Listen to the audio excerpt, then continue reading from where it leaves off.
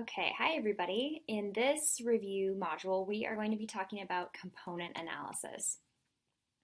So before we get into some of the details, this is a really great paper published in JABA, wow, 10 years ago now. Component Analyses Using Single Subject Experimental Designs, a review by Ward, Horner, and Sturmey. This is basically a tutorial on component analyses. It looks like 20 pages. It's really dense. It does have a lot of information in it, but it really nicely goes over definitions of relevant concepts and then illustrates each kind of variation of component analyses with relevant research. So if you're interested in learning more about these, I highly recommend this paper.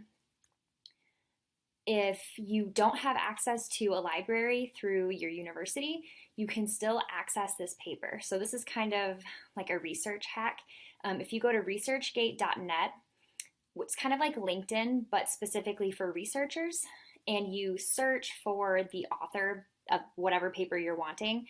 I looked for this paper, and the authors actually uploaded a copy of this article. So you can just click download.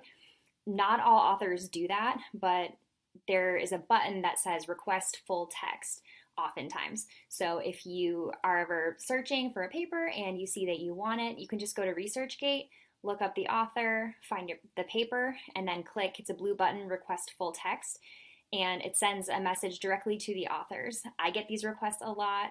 Researchers love sharing their work, so don't get discouraged if you don't have access to a library. There are ways of getting these papers, so this is how you might access this one. Okay, according to Cooper et al. 2020, component analysis is any experiment designed to identify the active elements of a treatment condition, the relative contributions of different variables in a treatment package, and or necessary and sufficient components of an intervention. So component analysis can take many forms, but the basic strategy is to compare levels of responding across successive phases in which the intervention is implemented with one or more components left out. That's a lot of words. Okay, so let's kind of illustrate here.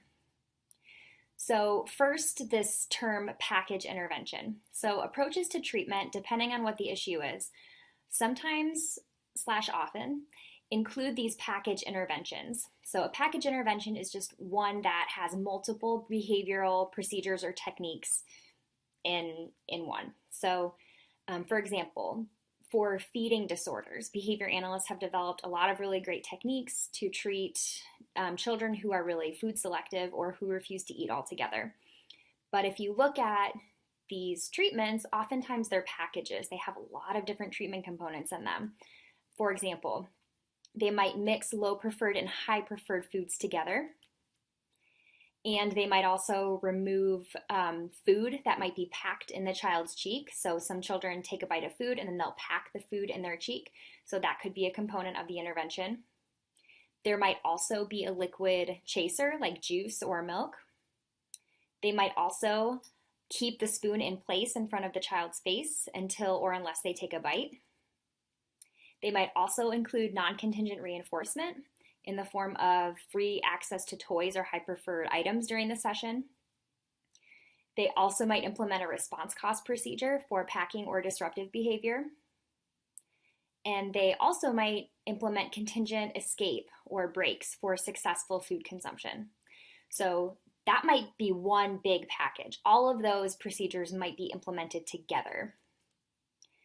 And that's a lot. I was really impressed with myself, by the way, for figuring out how to incorporate a GIF into the PowerPoint. So more components means more effort to implement. It also means that you're going to have to train staff or whoever is going to be working with the individual to implement all of these different treatment components. So it can be useful to systematically identify which of these components are necessary, so which ones are required for your treatment to work, and then which ones might be sufficient. So which components may be implemented on their own would produce these treatment effects without the other ones. So there are two general approaches to doing this. So one is called the dropout component analysis. So this is when you implement the package and then systematically remove treatment components as you go along. So this is a figure from Cooper et al. 1995. They were looking at increasing the number of bites accepted. So sessions are on the x-axis and the number of bites are on the y-axis. So in baseline, you see a decreasing trend. In the second phase, you've got the treatment, which is a brief warm-up period where they put the child in the high chair for a few minutes before they began their sessions. There was the choice of food that the child would consume, contingent attention for accepting a bite, and then escape extinction, so not allowing escape, contingent on disruptive behavior. So the package consisted of all of those components, and it increased the number of bites accepted. So in the next phase, they evaluated that treatment compared to that treatment, but removing the choice component of the intervention. So they compared that in an alternating treatment design, which was pretty clever, I thought, to see if, okay, does that package still work if we just take out the choice component? And they concluded that, yeah, the choice component was not necessary for the intervention to work.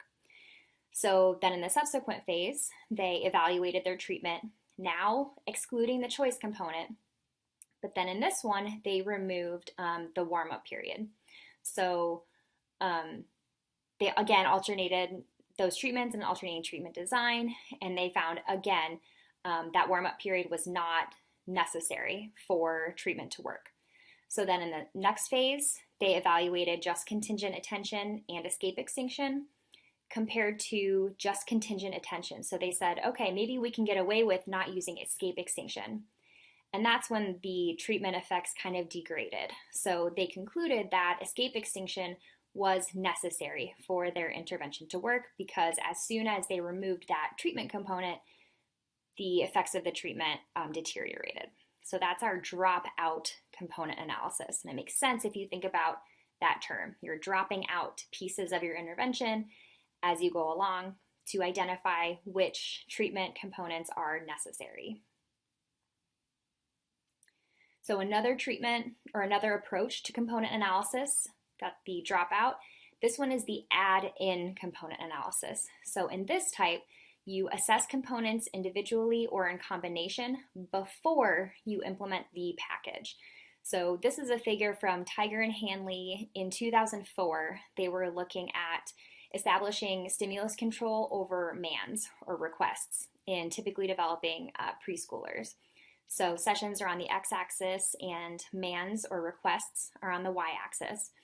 And each data path is a schedule of reinforcement. So the open circles, or it's a component of the schedule. So the open circles are requests are reinforced on a continuous schedule on FR1, and then the two closed data paths are extinction.